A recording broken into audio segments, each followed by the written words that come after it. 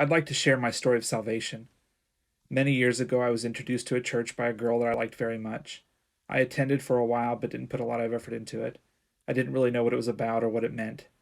I still lived in sin, and eventually she and I broke up, and I stopped going to that church. A number of years passed, and I met a guy who became a very close friend of mine. I found out that he and his family attended the same church that I'd gone to before. I started going back with them. This time I was more interested and learned a little more. I spoke often with my friend and his family, who became just like a family to me. I learned from them and their love of Christ. I made the decision to accept Jesus as Lord. I cleaned up my act quite a bit and spent the great deal of my time with my church family. But I got away from it again. I still believed in Jesus, but I let some of my old habits come back to me. I lived this way for years. My church family moved away, but I still kept in touch with them. After a very long time, I began hearing people talk about the end time prophecies and their belief that the end times are very near. I thought to myself, I wonder if they're right. And then I thought, what if they are right? What would that mean for me, for my children? Do I know that I'm saved? So I started reading the Bible again. I became hungry for it. I read it more in 1 week than I had in years.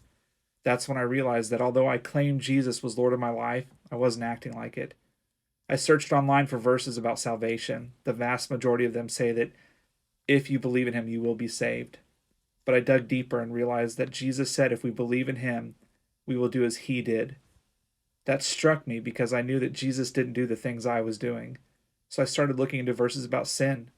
I learned that if we have sin, we have an advocate with God, which is Jesus.